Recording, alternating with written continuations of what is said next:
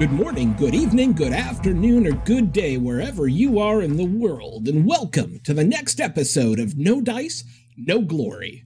Sponsored by our jobs that actually pay us money, we're coming to you not at all live from an abandoned arms factory deep under a mountain in West Virginia.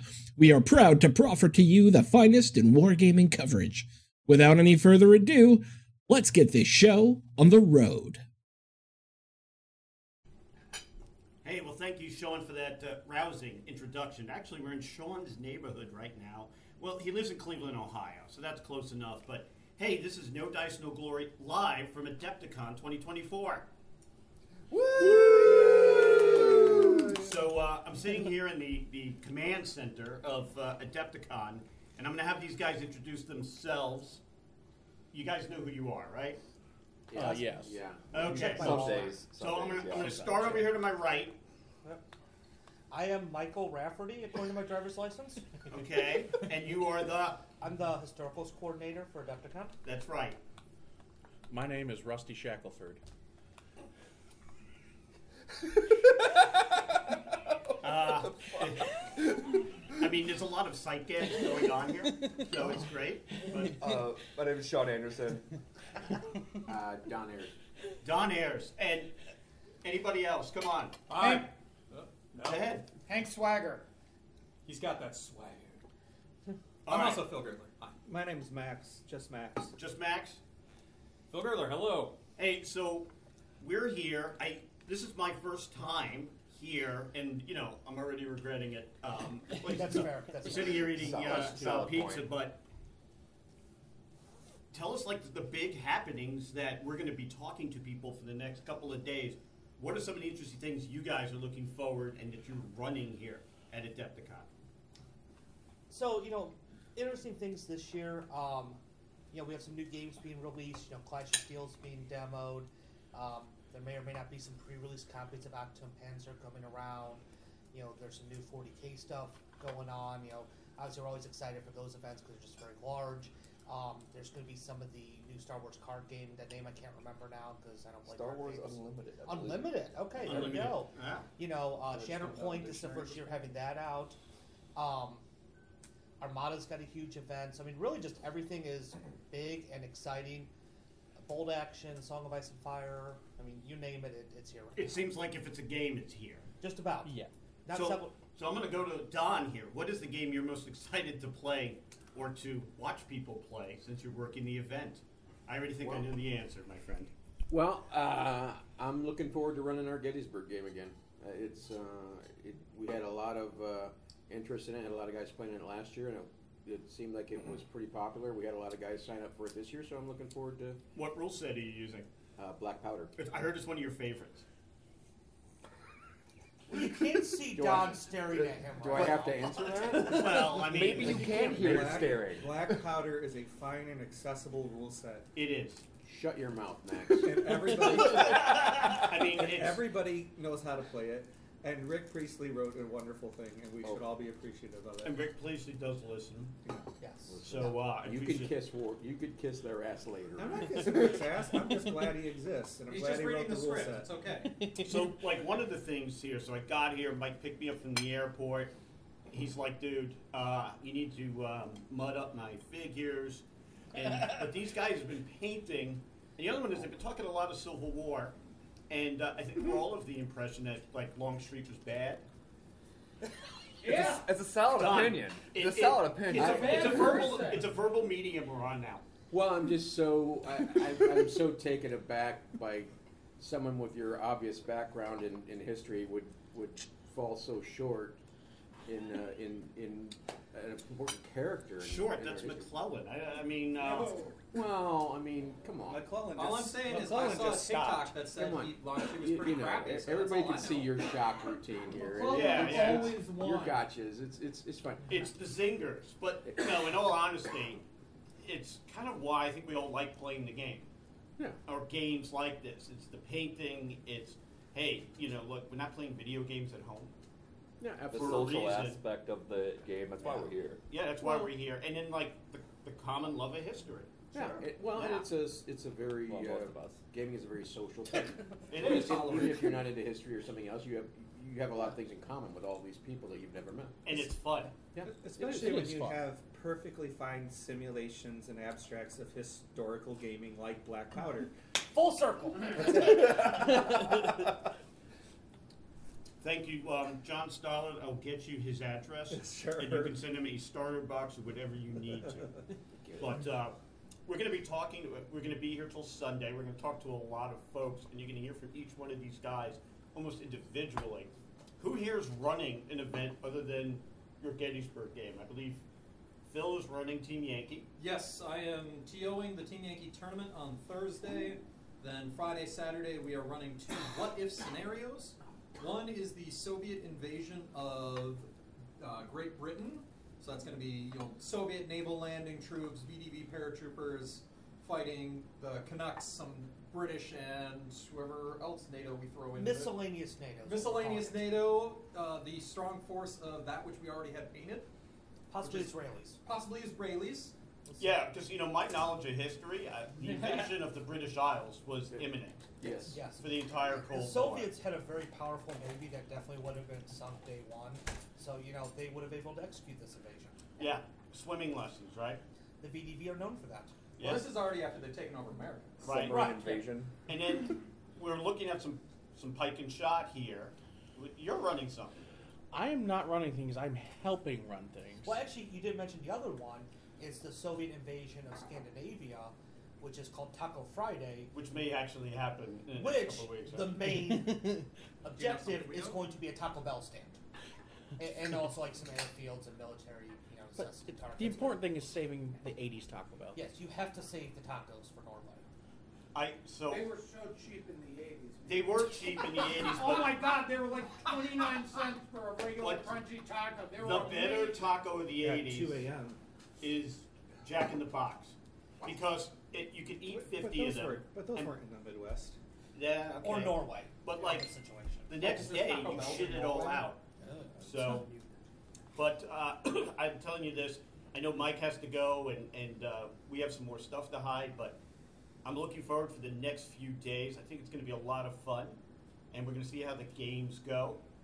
Looking forward to it. And we'll be right back. All right. And we're back at Adepticon 2024. I'm trying to get the mic here. So if you guys have seen the pictures, like a lot of No Dice, No Glory people have actually shown up here. And Tom Gall, the other one is Paolo, all the way from Italy. Welcome, Paolo. Hello, this is the paradise for war gamers. It is the paradise for war gamers. So we've been like talking online for years, and we finally got to meet and hang out and play games. But you've been playing some games today, and interviewing you. You're one of us. I am gonna ask you what games you have played since you've been. Okay, I started with Actum Panzer, the new game from Warlords. We had a sneak peek with that. We have seen how it works and how it focuses on battle tanks on 28 millimeters. I played an introduction game with a Panther fighting against some Shermans, and really the game works really well because it's fast, it's easy, but deep. It's deep, like a great Italian novel. I don't know. I can't say. I mean, there are some too. So, like taking you around the hall, I got you into a game that a guy who's been on the show a few times, which was Gunfighter's Ball. Maybe not your thing, but tell us what you thought of that. No, actually, I like skirmishes and I like the Western skirmishes. I painted some Western guys a few years ago for a friend, and I really like the style because it's very clear. And this game is very good. You were right because it's simple. And it works like it's like to see a game of poker because the hit points of the units of the people are given from the chips you use in Las Vegas, and also you play with a lot of cards. Basically, you can play the game I think with chips and ordinary cards, and the game is great if you have.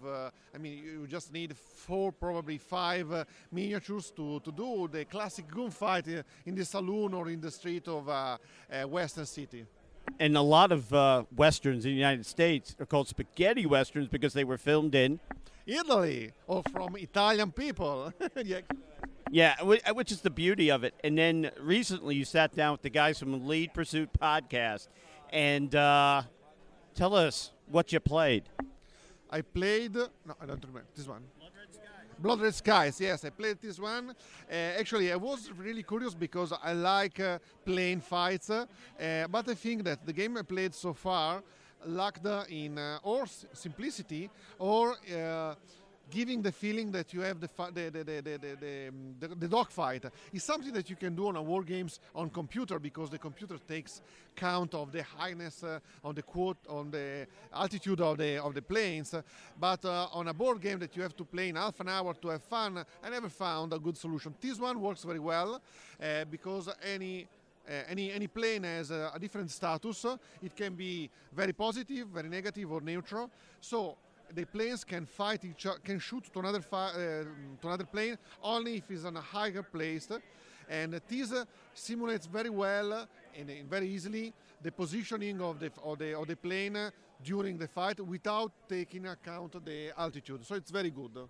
Yeah, I like the game. I mean, maybe not the Lead Pursuit guys because look at them, they're kind of. But one of the reasons why you're here is to represent Matrix Slytherin Games, and you guys got some stuff coming out that's kind of cool.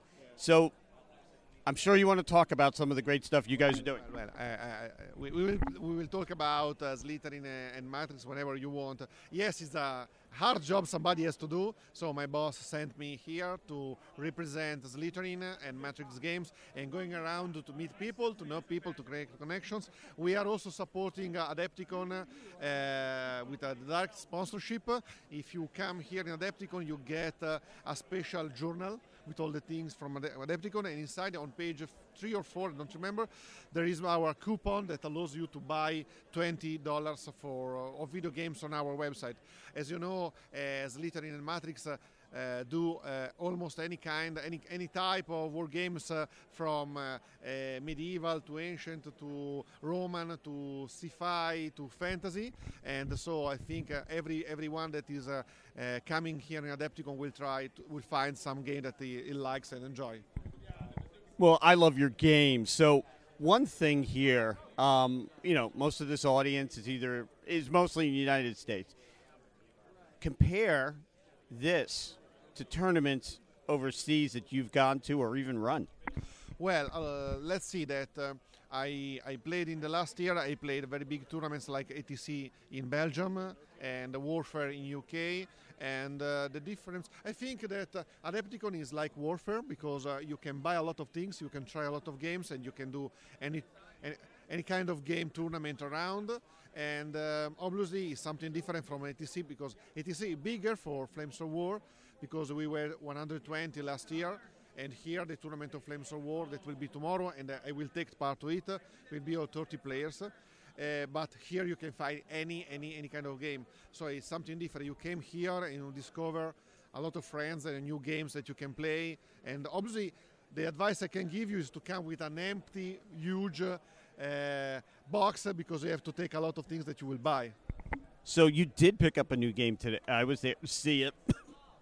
And tell us about Oak and Iron. What kind of said, I'm going to take that home with me? Well, I play with a friend of mine, you actually, on PC because we live a continent apart. The ocean is between us, so we played on the computer, and I enjoyed the game. It's a game about ship confrontation, and I like the way that it moved. And since now I spoke today with the guy who created the game, Mike, and I took the game, obviously, and I will do a review soon for No Death, No Glory as soon as I get home and play a bit with my friends. Oh, we do so much for those guys. I don't think he'll notice, too, because, I mean, the game came out just before COVID, and I painted all my stuff, and I love the game, but we love everything that Mike does. Well, almost everything. Almost everything. I don't know what you didn't like, but probably. I wish he was taller. Okay. But, no, I mean, look, I think one of the things that's great about when you come to a big tournament like this, your head starts swimming. There's so much to see, so much to do. The great models, and just to kind of see you and then Tom Gall, which we'll have to get him later. It's awesome. Like, why do I have to go to Chicago to meet you? Now you have to come to Italy. I don't know if they'll let me back in, my man. So what are you planning to play? Well, you said Flames of War. Is there anything else you want to try while you're here? Well, I told to try. Basically, when I go around for the halls, every time I see a game, I would like to sit and play. Sometimes I watch the people explaining the rules. For example, just before I went to get a coffee and call my wife in Italy before she gets to sleep, because we are 7 hours ahead. And I saw a game, I don't remember the name, it's a skirmish game, and I just looked for 20 minutes to understand the mechanics, because I really like to understand the mechanics. And obviously I would like to buy everything, but I have a limit because I have only one luggage, and I already filled with a lot of things. The U.S. mail works really well. Yeah, I know, but there is also a problem with my bank. I mean, because I can't get more, I can spend more of what I have in the bank. Also because my wife could get a bit pissed off. Bring her home a nice gift. Yeah, that would be a nice idea. But again, we have a problem of space and money. I hear you. Well, it is awesome to hang out with you. I'd like to have you back on after you finish your Flames Award tournament to do a little comparison and to tell us how it went. But there's so much to see and do here. Maybe we'll go play with some of the big airplanes. Absolutely. I can't wait to play again. Well, thank you, and then we'll be right back. Hey, and we're back. Day 3. It's day 3, isn't it? Yeah. Of Adepticon in beautiful Schaumberg, Illinois. And I'm here with Mr. Hazel. Hello. And then, of course, Mr. Max. Hey, everybody. So we're going to talk about the con, and then once again, while this all may seem simpatico when you're listening to it, I am mad at these guys because sure enough, I get into another game while I'm here. Go figure, right? So we're going to talk about a bunch of things. So how many years have you guys been coming to this event? Oh, gosh. I'm trying to think of the first year I came. I believe this is my 6th year here. 6th year. Yeah, I've definitely done it on and off over a good 7 or 8 years, I feel like. So And I don't know when the con started, so I can't remember. Is it getting better every year? Oh, yeah. I think so. Especially since we have the 2 sites now. And when the guys shifted the historicals over to a second site, and then historical adjacent, like Middle Earth and Song of Ice and Fire, which I consider both of those to have historical merit to them. And we're going to talk about Song of Ice and Fire. But, I'll tell you, my first time here, it's been a blast. I think this is a great con. And, the 2 sites, historical and everything non-historical, vendor hall over there, I have to be honest, it's almost too crowded. And as we were walking through that room before, your head starts to get a little drunk with there's so much to see. Yeah. There's so many people. One thing I did notice as opposed to cons in the East is the people that are here smell a lot better. It seems like they've gotten the notice about deodorant over here. Yeah. Yeah. So, I mean, that's kind of awesome. Unless but you still can walk through the gaseous clouds, and, yeah, that is a moment. That's an experience. It is. But a lot of people having fun. So Definitely. we're definitely going to talk about Nerds of War and the events that you guys have been running. But one of the things I love about cons, other than spending cash that I shouldn't, is playing new games. And Max, you and I yesterday got to see a really good one and looking around. So I was going to ask you about the games each of you guys have played that you were found interesting and why. But Max, tell us about Xenogenesis. Yeah, so that was pretty cool.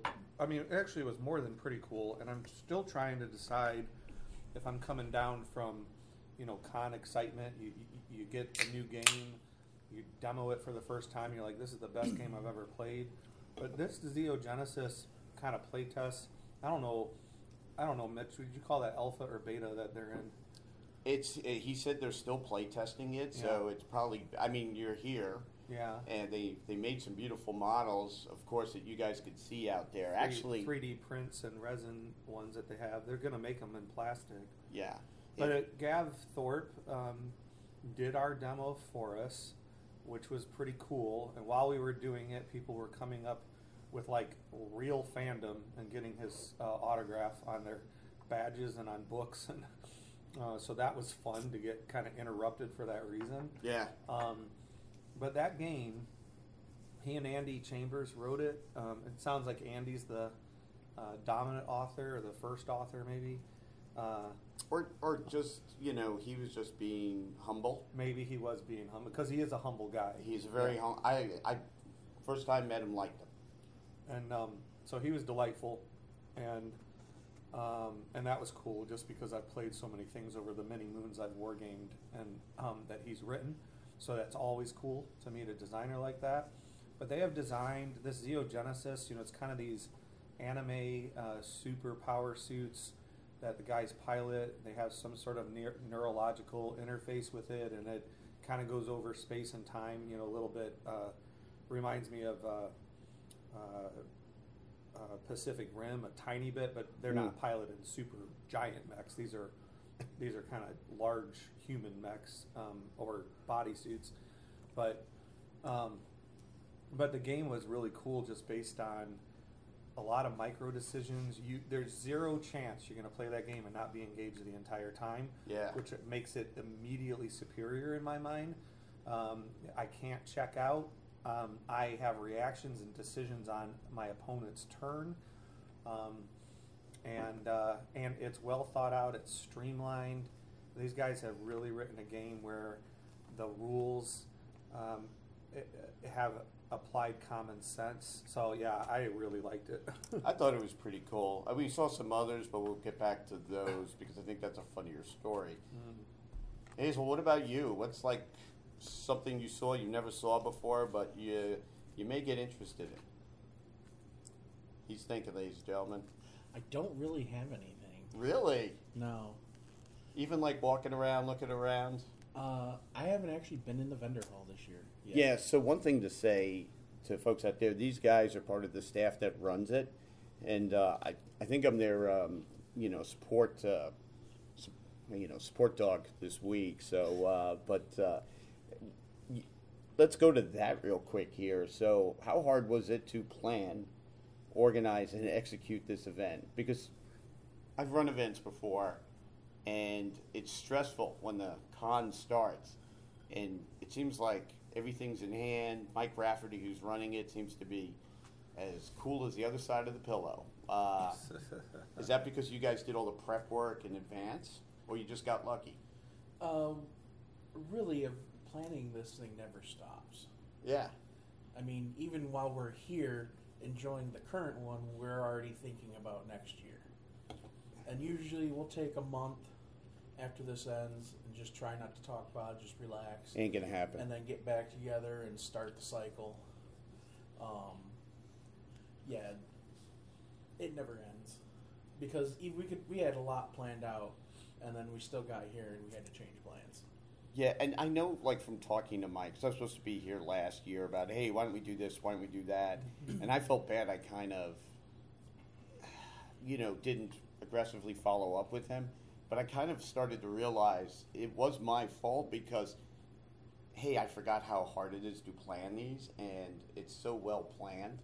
And actually, I complimented Mike yesterday. I said, your management and leadership, especially when this thing kicked off, is kind of amazing. And he actually said thanks instead of saying, oh, shucks, this and that. Like, it's okay to take a victory lap. These things are not easy to do. No, You're dealing with a lot of personalities, with people that don't have personality. So it's, I always insult my audience. It's just what they're used. It's fine. You should see the emails I get. But I would say, though, that, this side of the hall, so to speak, with the historical gamers, the vendors, the guys that are running games over here, for the most part, 99% of it are very, very well-mannered, reasonable people that are setting up really fun games, and they are doing it for enjoyment. So we're not getting a lot of that kind of that egocentric, kind of lunacy that some of the other kind of games attract over here. A little bit, There's been a couple things, but for the most part, everybody's pretty fantastic. Yeah, our biggest vendor at this hotel enjoys being here, and so that's I've really enjoyed nice. being here. Yeah. I mean, I tell you what, as people know, I'm very shy and closed, and I thought I'd be sitting in the corner of the room, you know, crying like Silkwood. It's an obscure movie reference, but you guys have been like, wow. I mean, I've really enjoyed it. I want to come back. I just have to talk to the Pope. I mean, legitimately, you know, like we also have some sci-fi over here with Armada, Star Wars Armada. Yeah. And that has crushed it. I mean, they had their population and their games over the last few days has been outrageous. I mean, I can't even speak to it. It's amazing to me that that game is so strong. They haven't come out with new models for it in like 2 years, I don't think. But Where are they playing that? I see people in the hallways. They're in the front hall of the front lobby of the. I believe it's almost all of copper and part of, I think that's cyan. That's the ballrooms. Yeah. But yeah, their Worlds had 155 people registered. Wow. Which was going to be like 39, 40 tables. Yeah, it's pretty impressive. Our friend Hank played in it. The last, what's it called? The Last Chance tournament, part of it to get to Worlds, and he was on a live stream, and he got beat 10-1 on live stream. It's a glorious moment, and everybody should watch it. It's great blunders caught on tape. Yeah. And I'll tell you what about that game. Oh, I love it. We've already discussed that. Just because I love it doesn't mean it should be popular, but it is popular. It's a great game. And I'm just going to say out there, it's a dying game. Let's be honest here. It is. But it doesn't have to. How do you fuck that up as a company? You got the Star Wars branding. Well, that might be. Well, I'm not going to pontificate on that part, but it's such a good game. I hope that they figure out a way to keep it in fashion, Yeah, and me it is, too. and it is incredibly popular. I mean, the fact that we have the population we do here for it, it's pretty impressive. Middle Earth had killed it this year. They did an amazing job last year, and this year those guys, we had to. What do we have to do, Hazel? We had to move an entire section from their hall to make room, right? Last year they shared space with Song of Ice and Fire, and now this year he's gotten so many more people into it that now they take up that entire ballroom. We had to move Song of Ice and Fire to the main hall. Yeah. Which is fantastic because it's a superior game from GW than a lot of the rule sets, in my humble opinion, over the last 20 years. I mean, I bought it when the movies came out, and they had those first boxes all the way back then. And it's such a good game, and they make such good models for it, and I'm so happy that and like I said, to me, Lord of the Rings gets a historical dispensation in my definition. Well, we all know the backstory there. So, Yeah. So, looking around, we talked sights and sounds. So far, I felt that a couple of the bolt action boards were beautiful, artistically, and also the boards themselves. I think sometimes that's the hidden part of this hobby. You can have great looking models, but you put it on a board that just doesn't make it pop. But some of those tables look great. That Stalingrad board that you guys Stalingrad board was awesome. Yeah. And they had that huge quad building that was a real historical building. Those guys cared. Those guys cared for that. Yeah. Yeah, that was the 500-point combat patrol and then doubles. And those are both run by Andy, the TO. He puts on a really good event. That's the biggest bolt action tournament I've ever seen, to be honest with you. Oh, yeah, he fills it up every year. It's great. What tables popped in your mind? Now, I know, Hazel, you judged painting. I judged for Song of Ice and Fire this year. Which we're going to talk about any minute now, but what did you say that popped? Oh, that Stalingrad table, that Mexican War table was awesome. And that guy's miniatures were out of sight, but his table were, just his attention to detail on a very, very, I don't know if 20-year-olds today know what the Mexican War was. So it was impressive to me. That's one of my favorite things about coming to something like this is you end up seeing, you end up learning history about stuff you don't know much about, honestly. Yeah, I tell you what I learned. I learned that people think Longstreet was a good general, which I'd agree with them, but we'd both be wrong. Yeah, that Mexican table popped, and he plays. This was for the game Blood and Iron, and he's Blood and Steel. Blood and Steel. Yeah. I'm sorry, I just get very Bismarckian at times. So, he comes to a lot of the Blood and Plunder and Blood End events over there. He is a fantastic painter, but I go, how long did this take you? And he goes, about 1 year. And I don't know if you saw it, Hazel, looked beautiful. Yeah, I mean, a lot of these people that do these big elaborate boards in the armies, they start working on this stuff the moment they get back from this con. Yeah. For the next year. And the guys that ran, they ran a bolt action event game. They're a great group of guys. They played an event with me last year, and they did a silo board with. The board looked beautiful. The gigantic silo factory thing they had was awesome. Yeah, that is an amazing looking board. And they're going to run it. They ran it with bolt action. They're going to run it with chain of command. I think today, actually. I think they're running it with chain of command today. Have you guys played that?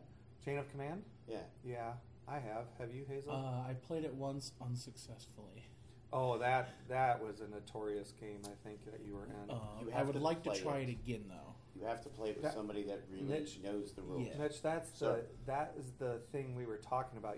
Like those guys write rules for intention, and a lot of Americans, I think specifically, are so specific on rules as written. And chain of command, like a lot of the Too Fat Lardy games, if you want to, and you got something about you that wants to do this, you can break those rules into something that they're not meant to be, I think, which is a bunch of people sitting around with beer and cigars and moving plastic models around.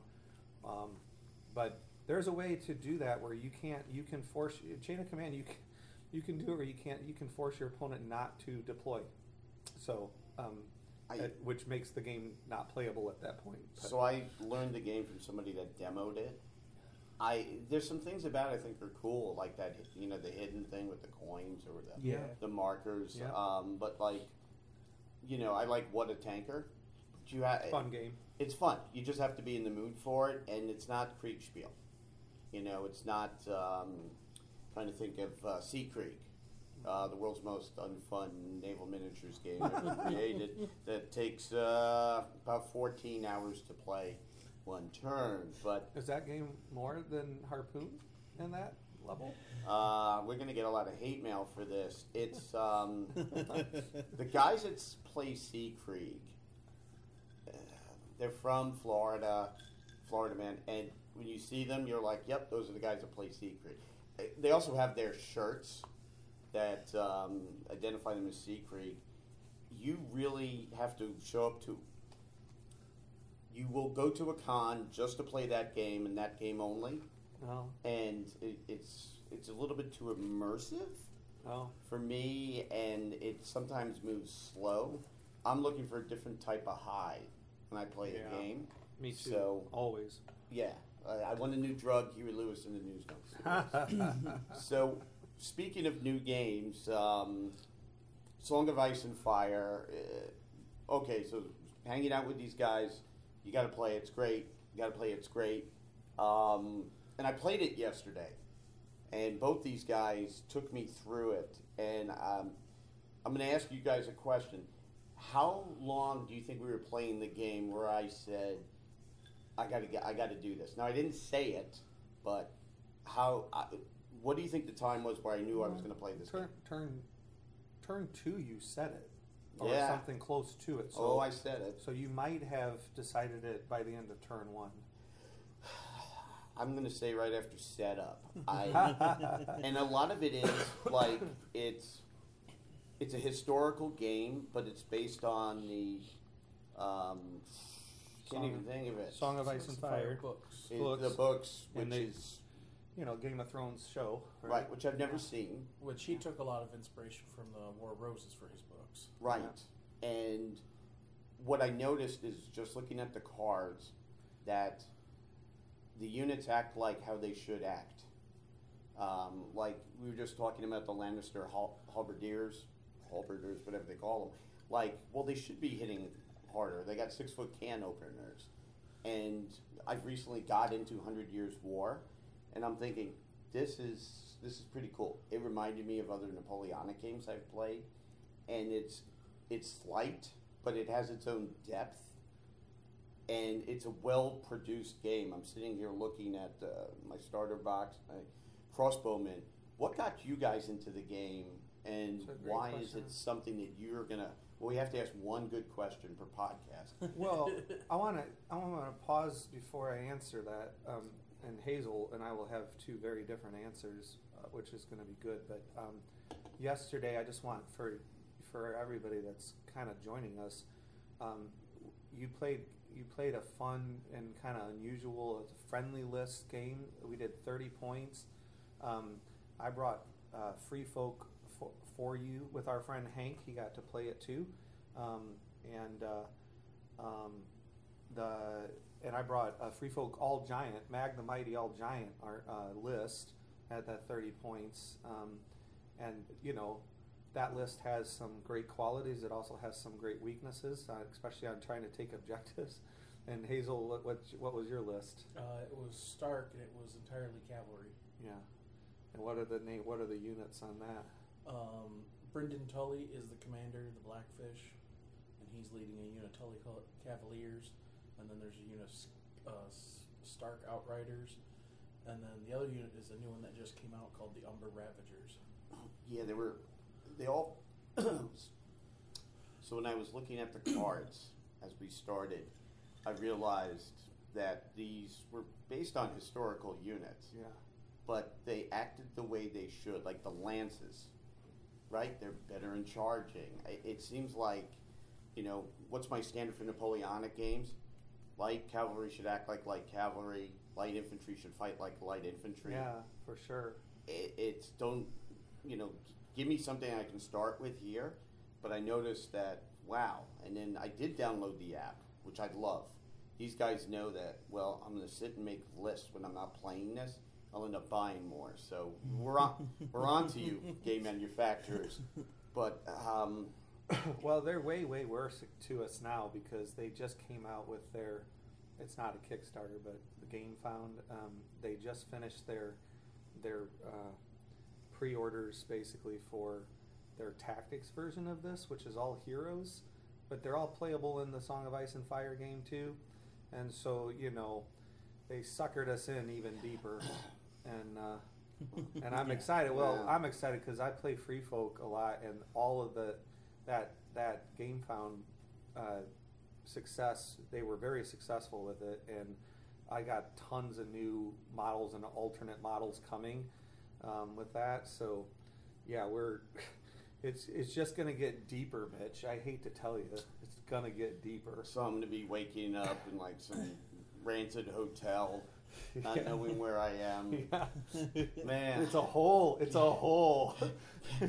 Give me those fire casters. Yeah. Give me those fire casters. It's fine. I've been there before.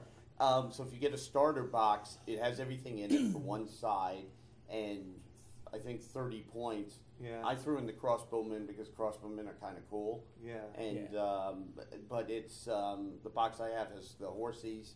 I know it's. Well, you got yeah.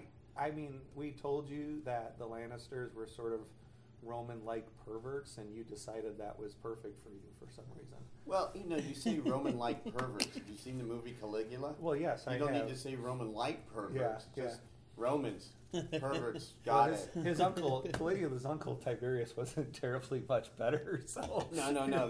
They were. Look, if anybody here likes Helen Mirren, she's naked in it a lot. She is. And tell you what, she's still, still hot in my opinion. That movie's almost 50 years old. You realize that, Mitch? Yeah, I do. It helped me through part of my childhood. Yeah. But I'm excited to play, in the event tomorrow. I think it's, it's not something one would see on my shelf. But if it's a tight, good game that has community, I'm more likely to play it. The more I was like, last night when I was like trying to sleep, I started screwing around with lists. Yeah. And I'm like, I was actually kind of pissed off. I was going to go out here and slap Don. But, thank you guys for showing me the game. Well, I want to answer your question. Yes. You know, what got me into it is I was like, wait, I can play with elephants and giants and make almost an entire list just out of that. I was like, I'm in. Yeah. Just like that. But I did, I like the books fine. I liked the show for the most part, like everybody else, up until a certain season. And God bless them all. And I liked the Free Folk so much. I'm a big fan of that entire storyline with the Night's Watch as well. And I always thought those were some of the coolest parts of the show. I like that giants could hammer a man into the ground with one punch. Wow, so giants. Yeah, so I just got spear throwers, the giant spear throwers. Those basically throwing trees. So I think it's fun, and I like just all the. I'm different, most people aren't as much a fan of the cheap troops and the kind of mass hordiness of the Free Folk. I like playing. I play about 4 or 5 different lists out of the same army, so I like that. And I don't win very much. Hazel beats me down all the time, but they're often close games when we play. So that's the reason I got into it. You're having fun. Yeah. And I like the game. Like I like the free movement of the game, even though they're regimental troops. I like the block troops. I like the NCU, the political board, and how it influences, which really captures the spirit of Game of Thrones. Because if you read those books, Song of Ice and Fire, there's a lot of chapters of conversation about how we're going to screw somebody over. So it captures that. And the models look great. I would say they're probably around 32. They're probably a very unique scale. And it's funny, I'm going to call 2023, 2024 the year of painting. I'm going to count how many crossbowmen between my 100 Years War and plus stuff I've painted. So it's pretty good. And, here's an interesting thing. When I first played Armada, when the first starter kits came out, that I was playing a guy at a local event. It was like one of the first ones that, the game was hardly out, and he starts going over his rebel force and explaining like why he likes the ships, and was going into great historical detail. And I'm like, okay, all right. And he goes, hey, if you don't mind, can you tell me why you picked it? And I remember telling him, I got to be honest, and I've admitted this before in the podcast. At that time, I didn't see any of the 6 movies that came out previously. And I've seen them all since. It was a tight game that got me into it. Yes, when movie 7 was coming out, I did the deal on iTunes. I got them all, which I shouldn't have. Thank you, Disney Channel. Yeah, what was that? I never heard of the 7th movie. That was... I don't think those exist, Mitch, is all I'm saying. Yeah, and then it was funny, like with that, well, you need to watch them in this order. And I'm like, but do you now? And I'm like, but you guys saw the first movie, and they're like, just to go in, first movie was what, 77? Yeah. So if your parents don't take you to the movie, you're not going to go see it. And that was the case there. By the time the other movies came out, I was interested in other stuff. But you may remember this, it was so heavily marketed. It was. That I didn't need to see the movie to understand it. So I knew who all these people were. I knew the whole story because that's all everybody talked about. I think I read a comic book on it or a coloring book. I don't know. Probably when I was incarcerated. So that, I got it. And the thing with this, I didn't feel like not knowing the lore is not going to make a problem for me to play the game. It really won't. But next year, well, maybe I'll even read Song of Ice and Fire, because you look at with Armada, I saw the movies, and I read. It definitely will enhance your experience to watch the show, or read the books, or both. It definitely will enhance your gaming experience. Yeah, I probably will, but like right after playing the game and seeing this guy's enthusiasm. I read all the, canon. I read the advanced canon, which a lot of it was gone for a while. Now it's coming back, and Wikipedia.com became my friend, which I know there's plenty of fan sites for this. Yeah. So I may read it, but it's for folks out there that is he turning on us? I turned on you a long time ago. I look, once again, not reading the lore. All I know about King of Thrones is a lot of nudity in it, but not enough to get me to watch the whole thing. I may now. So there we go. Yeah. So what games are you guys are running? I know you're running a ton of games, and after that we'll probably wrap it up because our audience is falling asleep, and after all these days, I'm going to be falling asleep. But tell us some of the games you guys are running. I don't necessarily run. I let Mike and Don do the running. Yeah. But I help build it all and plan it out, paint miniatures, all that, build terrain. This year, we ran a Team Yankee game called Taco Friday at NordCap. Officially World War III. Yeah, it's used the Team Yankee rule set, and it was a what-if scenario of the Soviets invading into Sweden. And we primarily did that because all the new Sweden and Norwegian and Danish stuff that came out for that game. Right now going on is the second part of our Battle at Tukid Alpha Strike for Battletech game. Yesterday was the first part.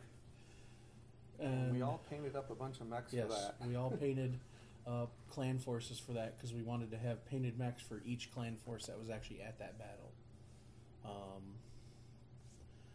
Later today, we're playing Edge Hill for the English Civil War and the new Warlord Epic Scale for Pike and Shot. That's not necessarily an event we're running for people. That's a fun event. Yeah. It's all staff members that have done it. And then we will have Gettysburg. Day 2. Epic ACW from Warlord. Yeah, I think it's. He said it's starting at 4. Yeah, we have a whole custom orchard. board built for that of day 2. Oh, I can't wait to see that. It's beautiful. It's got the correct buildings. It's got the correct layout, the hills, the river, everything. It's very Our buddy gorgeous. Dustin did the board. Yes. And it's fantastic. It'll be the last year we run it for a bit because it is a real pain to haul. I bet it is. Yeah. But it's just like a lot of stuff at this. If it's breathtaking. Yep. It's called Dan Sickles Still Did Nothing Wrong. Last year was Dan Sickles Did Nothing Wrong, so he still hasn't. And if listeners haven't looked up simple Wikipedia search on Dan Sickles, they really should. He fascinating is an character. Interesting man. He's from the great state of New York. No, enough said. You should look him up. Yeah. But yeah, I'm excited to see that, and I had so far great time. But I'm going to say something to both you guys. Yeah. Song of Ice and Fire. F you. Yeah. Well, F you guys. Yeah. Thanks a lot for that. Look, if I get thrown out of my house, one of you guys needs to have a big couch. But and hey, thanks for talking with us. So hopefully we'll get you guys back on. Before this whole thing's open, but hey, more from Adepticon. Well, we're back from that extended break.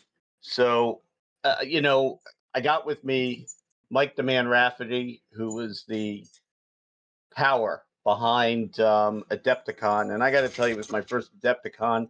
It will not be my last. Welcome, Mike. How you doing? Thanks, Mitch. Glad to be here. Things are going well. Finally recovered from the convention. Only took 3 weeks. So it's kind of funny. So a lot of folks heard all the fun stuff we were at, and I'm like, Mike, I got to get a chance to record with you, and I still remember that Mike's not doing really well, and I went in the room and you were just lying on your back, staring up into space. And I'm going to say this. I thought you were dead. I mean, you kind of look dead. I mean, and people were very upset. But, yeah, man, I'm glad you lived. I feel like I expelled my entire body weight in, stuff. Was it Was it that bad? The night, Saturday night into Sunday was really bad. And then about the time that you actually came in, everything kind of settled down. I was just dehydrated and exhausted. Well, do you remember me bringing the priest in and doing a little last rites action? I don't, but I appreciate that. It was Doug, who was the priest, and yeah, I mean, I was worried about you, and then like an even bigger interesting postscript is I came home, and I mean, I don't know if you remember Sunday because you don't, but I was dragging like. I told Paolo it was like pushing a wet noodle up a hill. Ugh. And yeah, it was like horrible. And so sure enough, I go to work and I think it was Wednesday. And it's like, I go into our deputy director. I go, dude, I got to get out of here early. And I didn't. And I came home and I tested and, it was my second bout of the COVID. But I don't think I did. You hear of anybody else that stayed with us getting sick? Not COVID. I know a couple of my buddies over at the Marriott got a bit of like a respiratory thing. And so my mom actually comes and volunteers. She told me she was just very tired after the convention, but she wasn't like I'm sick. sorry. And she did test. I'm sorry I didn't meet her, man. I mean, it would have been like one of the highlights of my trip. But I felt horrible. Well, and then didn't Don come down with chlamydia? Well, I think he already had it. So, So, yeah, he was giving it away. So it's the chicken and the egg argument. Yeah, yeah. So, first of all, I know I said this to you before, but, I went and I've met Mike in real life one time, but, I had to share kind of the whole thing with a ton of other people I've never met before in real life. And I want to thank you how welcoming it was. And, I heard from my roommate a couple times. Actually, we've been trading mails at work. And Don just as cranky as ever. But, it's what, and I love that cat. It's the charm. But, yeah, I guess that's a word for it. I mean, it's a word. And then like Don, Hazel, I mean, I can't thank any of them enough because it was a fun, warm welcome that I had with you guys. And I want to say thank you very much for that because I'm an asshole. And it was great. And one thing we got to talk about is, when you meet people and you trust them, and they go, "This is a great game. You got to play it." So I picked up a new game, and it's unlike what Doug said. It's not going to ruin my Fred as a historical gamer, but it was A Song of Ice and Fire. Yeah, I am a huge fan of that game.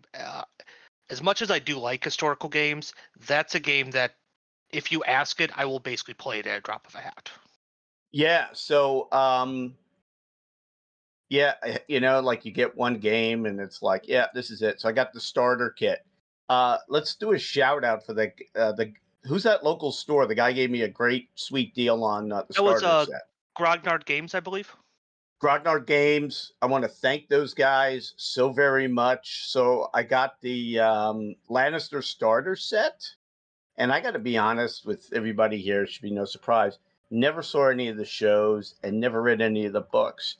So I go to the beginners tournament. Well, first I played 2 games against Don, and that's what hooked me. I really like the game. It works, and while it's a fantasy-based game, it is a really good, I would say, tactical war game. I mean, it's a war game. I'm sorry, folks. You don't have to be historical to be a war game. So I really enjoyed it. I thought it was a ton of fun. And so I I don't think I told you this because you were in extremis, but Yes. yeah. But I ended up snagging a medal. That's awesome. And it wasn't because I was the best player in the newbie tournament, as much as I was the last one that was still playing a couple hours later. But oddly, I won both my games. I would Okay. say both of them was I played against the guy that was giving the tutorial. Great guy, but like I sit down and he starts saying like, "Well, I don't know, you must be into incest and all this shit," and I'm like, dude, how can you You're make like, such how'd you judgments know? about me? Yeah, and he's like, "Well, you're playing the Lannisters," and I didn't even know what that was. I had to go look at the box because I don't watch this. So I go, "Yeah, well, why'd you pick it?" And I go, "I like the midget." And yeah. So I'm sorry out there for all of our homunculi fans. I mean, he is a midget, right? It's accurate. He's an amazing actor. He's one of my faves. I mean, what he did in Elf, not everybody can do. So, yeah, I thought that the game just it plays well, and since then I've actually got this is the army I want to go with. So I picked up a couple more boxes, and I finished this past weekend priming all of that stuff. Oh, excellent. Yeah. Yeah, and that's one of the things. Like a lot of people don't paint their miniatures, which it's cool. Like the fact that you can just open up a box and start playing because everything is built is amazing. But I've actually been working on my Lannisters as well since the con. Yeah. So what I did was I painted a lot of them. I gave everything a black spray, and then I took some for a lot of them that were mostly in their red color. I used some Mephiston spray, and I'll tell you what, it's not a cheap thing to get, Citadel spray, but it came out with a perfect color. So now I'll just go and paint some of the gold, the faces, and so it's speed painting. But a lot of them I know don't have that red color, like was it the Warrior Sons, or stuff like that. And but they're straight metallic, so yeah, they are. plant. So I kept them that way, and then the other one too is it's it's my army. I can paint it how I want. Yeah, of course. But it's like doing all of that research and trying to understand, like kind of what they look like. But it'll be close enough. But you bring up something interesting. I think painting the miniatures is very much a Warhammer 40K / historical thing. Mm-hmm. And it's almost like because the plastic for all the miniatures comes in a unique color. So do you really need to paint it? You don't. I know heresy, but I thought it was a great game. Yeah, and like I said, I like painting stuff. It definitely looks better, but it's like Armada or Star Wars Armada. I can just play it out of the box. That's still a pretty nice advantage. Which, if you look at like probably what they're going for, as far as folks to play the game, they're not going for the folks that are going to end up painting the shit. I hate to say it. They really aren't, because they're trying to take advantage of a very popular game. And I found the game very, very great and interesting to play. I don't know. I found it great. The hell does that even mean? Right. Well, and also on a lot of levels, it's still a newer game. So, you're trying to get someone to start your game, and there's just that huge barrier of entry of not just cost, but also time and building models, painting models, getting everything ready. They've gotten rid of a lot of that. So, Yeah. I mean, I don't know. I'm hoping it's we have a nice group around here that plays on a regular basis. So, kind of hoping stuff keeps going. Marty runs the tournaments there, and he, as far as I know, is still coming back next year, and he runs a pretty solid tournament, I think. Yeah, big shout out to him, man. He was great. He goes, which of these 2 medals do you want? And I'm like, neither. So it was either best general or what was the other one? The champion. And right now it's on my desk at work, and I showed people it, and I didn't realize some of the modeling and sim folks, you're really into Game of Thrones. So, that's awesome. And I told a lot of people at work, and I said, hey, you really need to kind of get into this game, but don't get the midget army because I already have that. Get one of the other ones. But I actually watched a couple of the shows, and this is going to sound weird for anybody that's actually hung out with me. It's almost like a little too much nudity for my liking. Like it's just, it's extreme they nudity. do tone that down as the series go on. It's almost like at the start they're like, "Oh, we're gonna have tons of nudity to get people in," and then by the middle end of it, they cut that down. Yeah. So what I did was I found out Amelia Clark's contact information, and I actually sent her underwear. Oh, that was nice of you. Yeah, because she just doesn't wear any, and she's attractive, and it's like I said, it's a great game. So folks get it, and you want to hear something interesting? We're having the Richmond Open coming up, and that is one of the games that's there, but I don't know if I can make it down there for that. I think they sold out. But I joined the Song of Ice and Fire, DC area group, and there was a lot of guys I know from historical gaming, man, that were in that group. So I'm definitely a fan, and I really can't wait to play it again. But and there's a certain ahead. For me, it scratched that itch of block movement troops that I lost when Fantasy exploded. Yeah, and that's the thing. I mean, I know we're here to talk about the event we just came back from, but anytime we pick up a new game, I think that's newsworthy, I guess. Mm-hmm. But I would agree. What I like about it is it's kind of like in Black Powder, if you could take figures out of your formation as they attrit. And a lot of other games do that. That is I know Don was saying he really liked that because it's a great mechanic, but it's by no means new. A ton of games use that. In some way, Flames of War uses that too, because all your stands are really just hit points until you. Yeah, I mean that's really all it is, right? You take that big 13 stand American platoon. Yeah, I know it could take 13 hits before I got to pull it off the board. So I've always looked at it that way. I don't know. I see things differently. I got a lot of problems, but yeah, it was awesome. So I thought it hit. I can't say enough about Adepticon. Mike, I think you guys did a good job just seeing the amount of historical games that were going on, from running cons and tournaments. It was smooth. And in fact, guys, I was asking him, let me do something. And I'm going to have to run something next year for you, I think.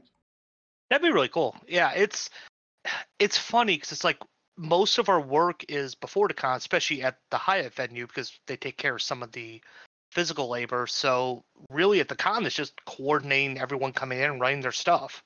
Yeah. And just being present to fix something if it goes wrong. And nothing went wrong. Yeah. So I thought it was a great job. Hats off to you guys, because I know it's a pain in the ass, and a lot of it is just because that's kind of how gamers are.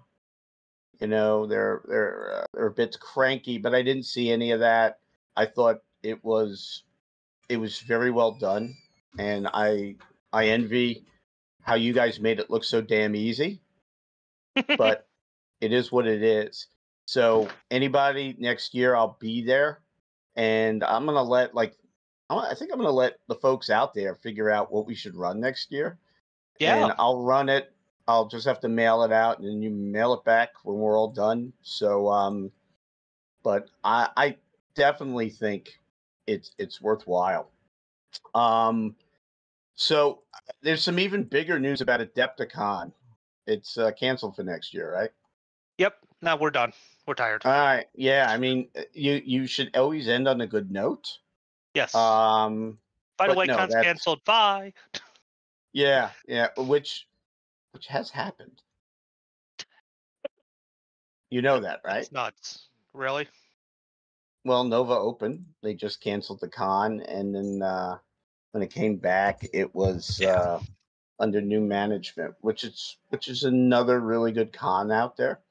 Trying to think of other con. It's not easy to do cons, and while a ton of cons are shrinking, this one seemed to be growing.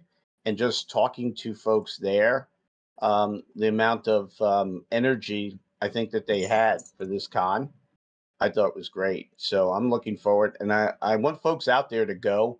And unlike, we talked a big game last year getting ready for this one, and we're going to put it to action. So you're going to hear a lot more about it here on No Dice, No Glory. But, we didn't even tell them what. They still think the con is canceled. I know, right? It's like, hey, we're going to promote something that's not happening. Yeah. No, our big news, we just announced this yesterday, the 15th, tax day. We're moving the con from Schaumberg to Milwaukee. And we're doing Milwaukee. I gotta learn the local pronunciation. Yeah, it's a bit. Alice Cooper loves Milwaukee, by the way. That's what I'm hearing. We're doing this for several reasons. Our big complaint, like you said, there's 3 large issues that we identified. Parking is rough. Like if you ever tried to get parking at the Marriott, borderline any day of the week, but especially Friday, Saturday, it's almost impossible. As one guy mentioned in the comments, the time it will take you to drive to Milwaukee is probably less than the time it will take you to find parking at the Marriott. It's about an hour and 20 minutes north of Chicago. I can see that. So, parking fixed. There's a whole bunch of parking garages. We have so many more parking spaces. It's not even great. It's ridiculous. Secondly, hotel rooms. Everyone wants to stay at the venue if at all possible. You don't want to have to, transit every day and do that stuff. We are going to, I think, triple, if not quadruple, the amount of rooms just attached to the hotel. Plus, there's a whole bunch more in walking distance. Like, hotel nights are not, you're going to be able to, you don't have to be there in the first 20 seconds to get a hotel room anymore. Yeah, which I think is awesome. It's probably why I'm not going to go to StoreCon this year, because I was 4 minutes too late. Right. And then finally, it's space. Everyone wants to expand their events. Oh, I thought you were talking about spaces and space exploration. That's step 4. We're going to launch that in 2026. Adept Space. Sorry. Oh, that's a great name. It's a great name. But, every tournament wants to expand. Everyone wants plenty of space in between aisles, so people can be comfortable, move around. Vendors want more space in the vendor hall. This is going to allow that. It's triple the space, I believe. So, yeah, it's one of those, we're going to be able to fit everyone in, grow the events that want to grow, expand to new events as they come up, not after those panic sessions, and we're all going to be under one roof again. So it'll be one big happy con. Good, because not everybody liked that. And yeah, Mike, I'm talking about you. Because I know he listens. But the shuttle bus between the two, which everybody said is a huge problem. Nope. Gotta be honest with you, not a problem. I mean, I was able to hop over there a bunch of times, taking the transportation that was provided. and I didn't see that as being a problem. I understand some do. It's fine, tomato tomato, but I thought it was a well-run con. I am excited to see the whole thing under one roof. There's something about that with cons, and I think it gives us ample opportunity to grow historicals. I think it does too. Yeah, because there is a lot of crossover between games. And the thing is, Adepticon is billed as a wargaming convention. It is, where a lot of folks out there feel that, well, for wargaming, it has to be historical. Yeah, I don't know where they get that from. I think that's just bad, kind of bad thinking, because it is not like that. But I'm excited for it. I think that it was a fun con. I tell you what, I've been played out of going to, because I go to so many, and this one kind of reinvigorated me to attend cons again, like, a little that's bit more in awesome. earnest. Yeah, and like I said, a lot of it was just having fun with you guys. It was great, and we got to hang out with Paulo. I've been talking to that guy for like 50 years. And he's awesome. To hang out with him, and brother hooked me up with he got me some what was that burger place across the street? I love that Kuma's place. Corner? No, it's we have one here. I forgot their Shake name. Shack? Shake Shack, yeah. And I was trying to explain to him that you have to do shake your sack at Shake Shack, and people were like, dude, you kind of got to do it. And yeah, sorry, Paolo. Yeah, I still love you, dude. But no, it was a great time. I'm looking forward to that quite a bit, and I'm going to put you on the spot here. Okay. I'm going to put you on the spot. So like, it was fun to record with you guys, and love to get a Nerds of War podcast here on this channel. I think that you guys are a lot more interesting than you think.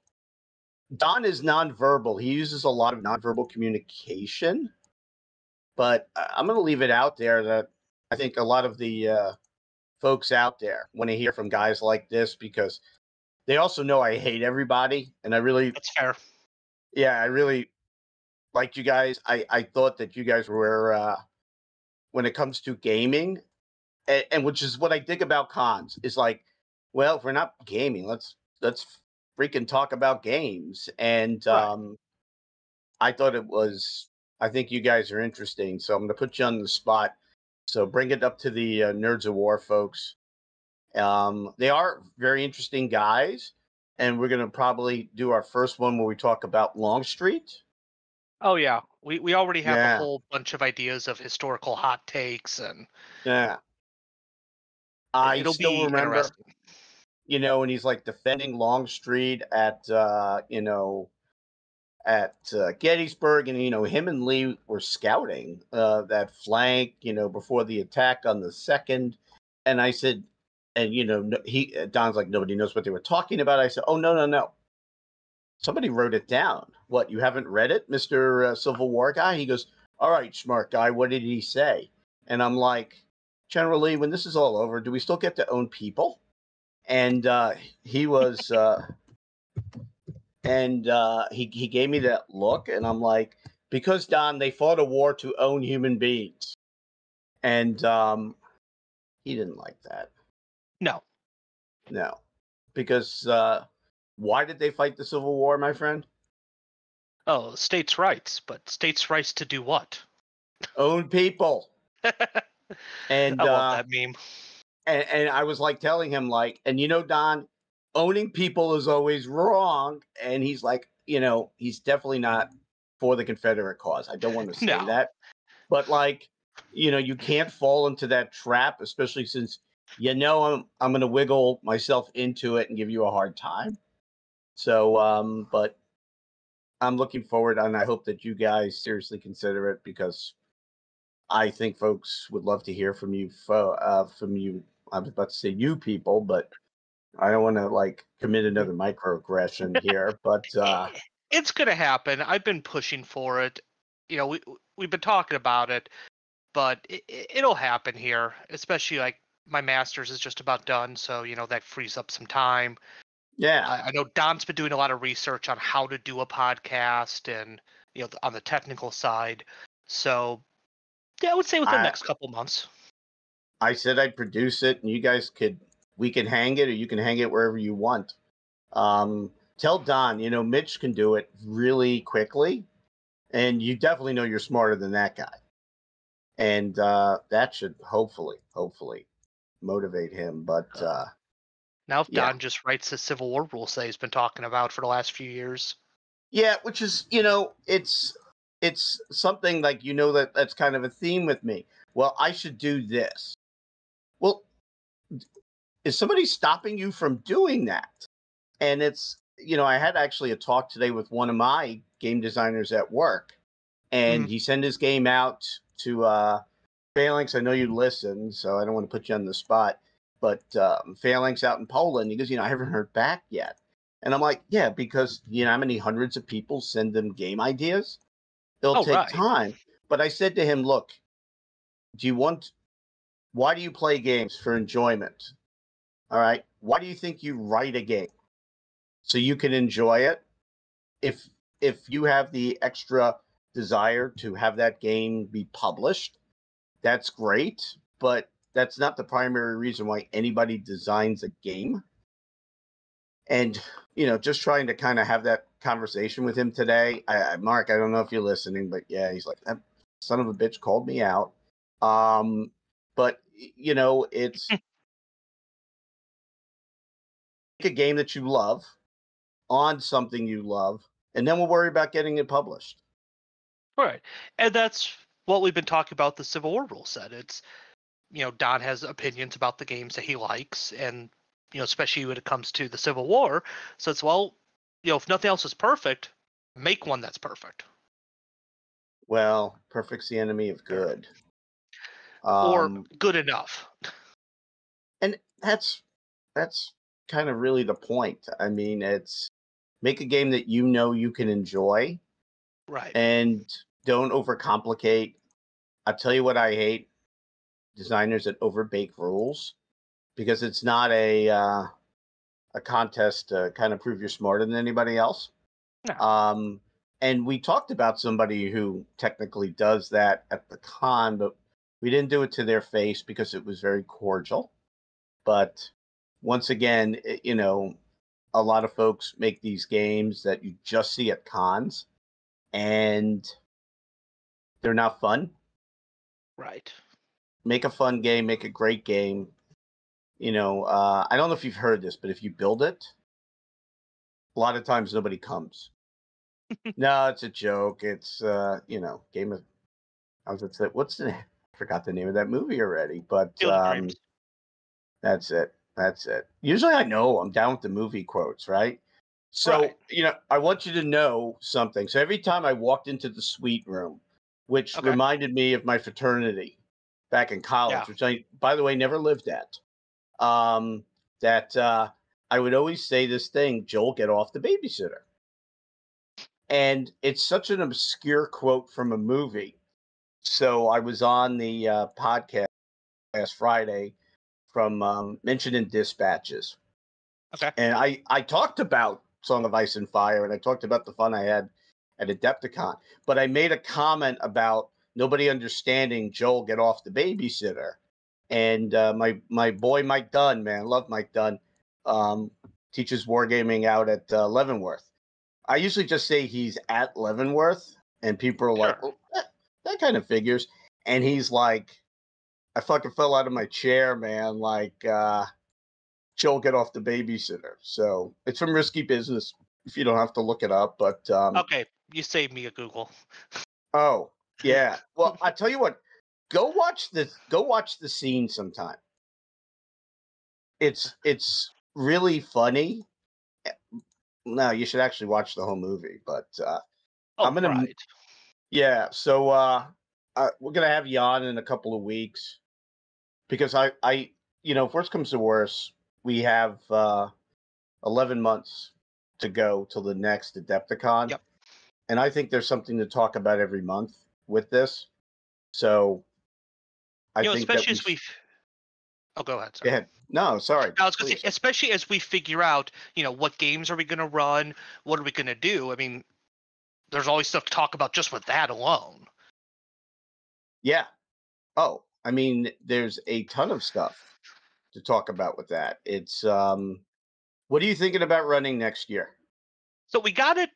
We have it down to 3 things right now, and we wanted to run one less event than we did last year, just to sort of take it a little bit easier on ourselves.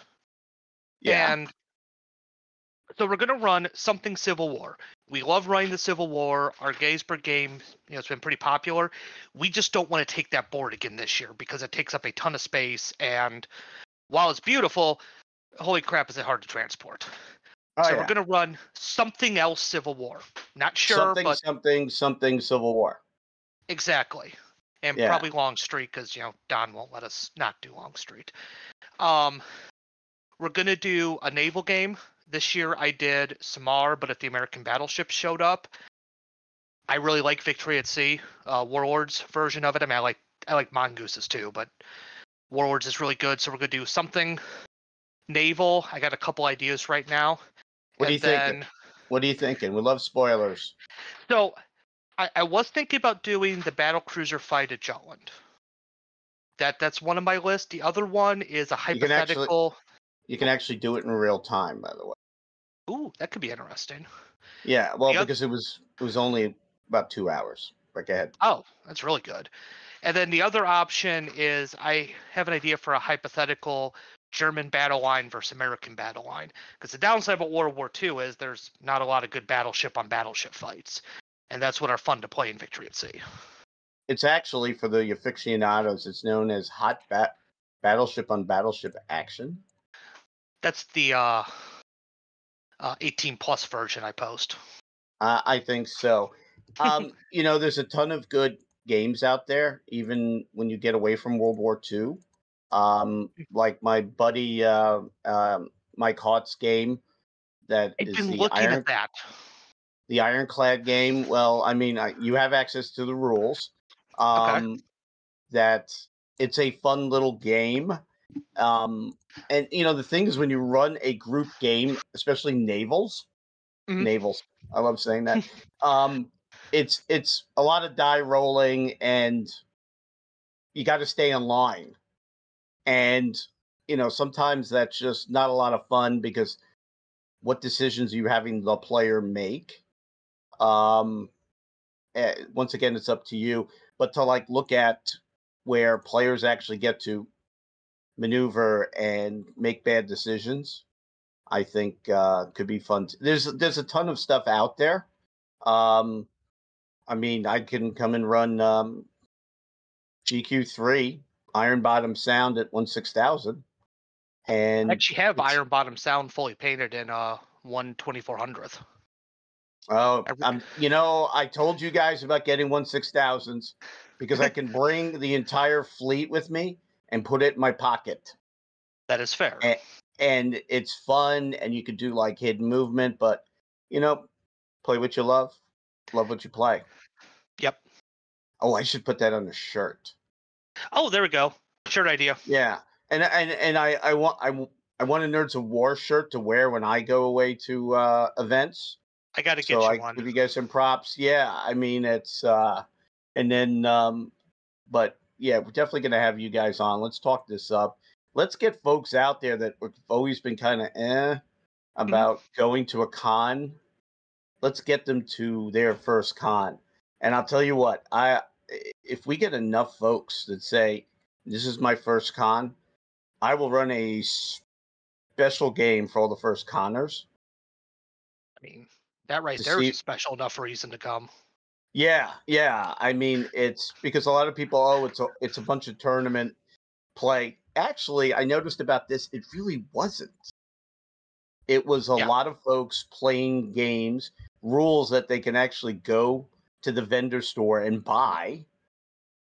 And I think that's what makes it great because, when you go to a con, you play these one-off games. and it's like, oh, I want to buy this. You can't. I made it up, and so we'll see that's what we one of can my do. personal rules is if you play one of my games, I want you to be able to go by the rules easily. And you don't get a cut off that, correct? No. All right. Well, we have to. Yeah. We got to fix that. Oh. But I've taken up a lot of your time. It's 6 minutes left, so by the time folks hear this, the Caps will either be in the playoffs or out.